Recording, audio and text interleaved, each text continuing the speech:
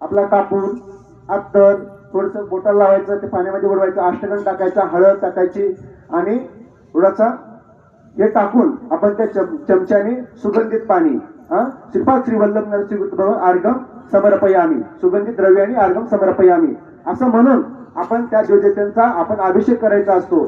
त्यानंतर त्यांना पंचामृत घालायचं. आता पंचामृतामध्ये काय काय असतं ते सगळं एकत्र करायचं. आपल्याला असं 5 वाट्या बनवायच्या, दही, दूध, तूप, साखर आणि मध. हे काय करायचं, एक छोटी वाटी घ्यायची, त्यांना लय लागत नाही, थोडंच लागतं दही. 3 पळ्या पाणी त्या आपल्या स्वामी महाराजांच्या मूर्तीवरती आपण ते टाकायच्या. पहिले दूध शर्कर नैवेद्यम पंचामृत स्नानम समर्पयामी, हे झालं पंचामृताचं. नंतर आपण पंचामृत जाणार ते शुद्धोदक स्नानम समर्पयामी, म्हणजे पंचामृत आपण टाकलेलं असं नंतर परत काय करायचं, शुद्ध पाणी परत त्या महाराजांच्या मूर्तीवरती टाकायचं.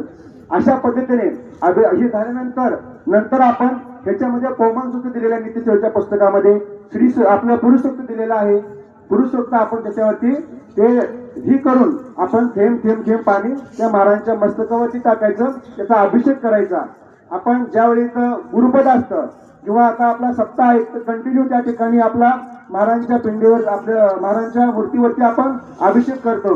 मग आपण अभिषेक केल्यानंतर ते तीर्थ थोडं साईडला बाजूला काढून ठेवायचं आणि ज्यावेळी आपली सर्व पूजा होती त्यावेळेस ते तीर्थ आपण प्राशन करायचं असतं. मग हे झालं सगळं, आपण अभिषेक केला. अभिषेक केल्यानंतर मूर्तीला ज्यावेळी आपण अभिषेक संपल्यानंतर आपण जसं साबण लावतो आंघोळी करताना त्याच पद्धतीने त्यांना आपले देव कशाने घासायचे. आपण बघा, आपण देव घरामध्ये आपले काळे होतात, मूर्त्या वगैरे आपण आणतो त्या काळ्या पडतात, बरोबर आहे का नाही. अशाच आपण काय करतो, पितांबरी घेतो, चांगलं मस्त घासणी घेतो आणि चांगलं धुवून घेतो, असंच ना, बरोबर आहे का. सज्जनानो, त्या पितांबरीमध्ये हे असतं, लिक्विड असतं, ऍसिड असतं, बरोबर आहे का नाही. एवढं चककतं म्हणजे ते ऍसिड असतं. अशा वेळेस आपलं सांगा, आपल्या अंगावर ऍसिड पडला तर आपलं काय होतंय, जखम होती, इजा होती, आपल्या डोळ्याला कुठतरी डोळे आपल्या आयुष्यातून खराब होतात. तसंच देवतांचं सुद्धा तसंच आहे.